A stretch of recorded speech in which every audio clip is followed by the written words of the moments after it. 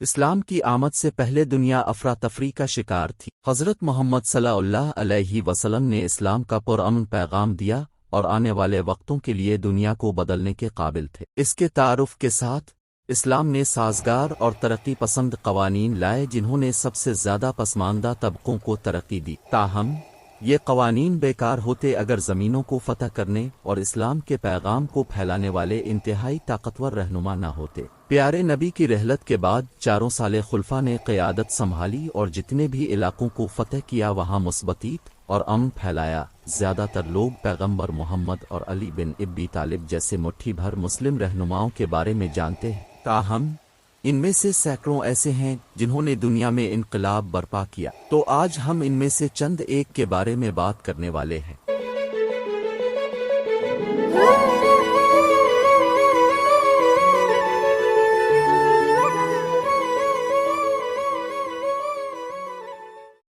Number 1. اسلام کے آخری نبی حضرت محمد صلی اللہ علیہ وسلم ایک ایسے انقلابی رہنما تھے جنہوں نے آنے والے وقتوں کے لیے دنیا کو بدل دیا۔ وہ صرف خدا کے رسول ہی نہیں تھے بلکہ ایک زبردست فوجی کمانڈر بھی تھے جنہوں نے بہت سی عظیم سرزمینوں کو فتح کیا اور بہت سی لڑائیاں جیتیں۔ وہ ایک معصوم اخلاقی کردار کے حامل تھے اور پوری دیانتداری اور مستقل مزاجی کے ساتھ اپنے پیغام کی تبلیغ کرتے تھے۔ تاہم تاریخ میں بہت سے مشہور عالمی رہنماؤں کی طرح وہ بے رحم نہیں تھے اور نہ ہی ظالم۔ اپنے تمام انسانوں کے لیے قیادت کی ایک مثبت مثال قائم کی۔ وہ مہربان اور انتہائی رحم دل تھے، اس قدر کہ اپنے سب سے بڑے حریفوں کو معاف کر دیا اور فتح مکہ کے موقع پر سب کے ساتھ انتہائی انسانیت کے ساتھ پیش۔ Number 2. عمر بن خطاب کے لیے نبی کریم صلی اللہ علیہ وسلم ہمیشہ سب سے زیادہ تعریف کے حامل تھے۔ عمر دنیا کے عظیم ترین مسلم رہنماؤں میں سے ایک تھے۔ اپنی وفات سے پہلے آپ کے پاس دنیا کا بڑا حصہ تھا۔ عمر ایک غیر معمولی خلیفہ ہونے کے علاوہ ایک بہترین تلوار باز بھی تھے۔ اپنے مسلمانوں کی بہت سی لڑائیوں میں قیادت کی اور کئی عظیم لشکروں کی کمان کرنے کا شرف حاصل کیا۔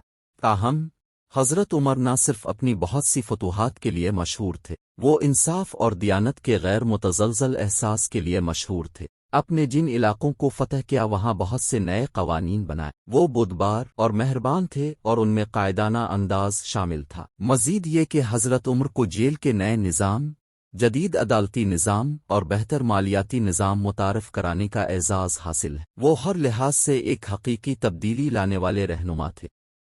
Number 3.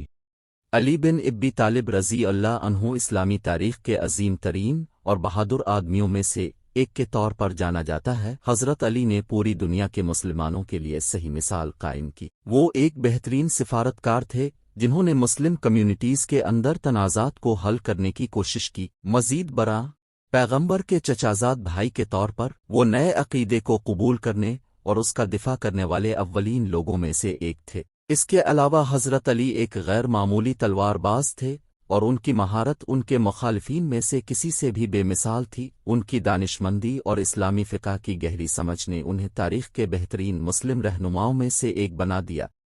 Number 4. ہارون الرشید عباسی خاندان کے 5ویں خلیفہ اور عظیم رہنما تھے۔ ان کی قیادت میں دارالحکومت بغداد چین کے علاوہ کرہ ارض کا سب سے بڑا شہر بن گیا۔ ان کا دربار طاقتور اور دیانتدار آدمیوں سے بھرا ہوا تھا جو ان کے احکام پر بغیر کسی جھکائے کے عمل کرتے تھے۔ یہ اس عظیم رہنما کی طاقت تھی۔ ان کی قیادت میں سلطنت نئی بلندیوں پر پہنچ گئی۔ یہ مراکش سے شروع ہوئے اور ہندوستان تک پہنچے۔ اپنے 797 میں بازنطینیوں کے خلاف کامیاب مہمات کی قیادت بھی کی۔ ہارون کو ان تمام سرزمینوں میں سائنسی، مذہبی اور ثقافتی خوشحالی لانے کے لیے جانا جاتا تھا۔ Number 5.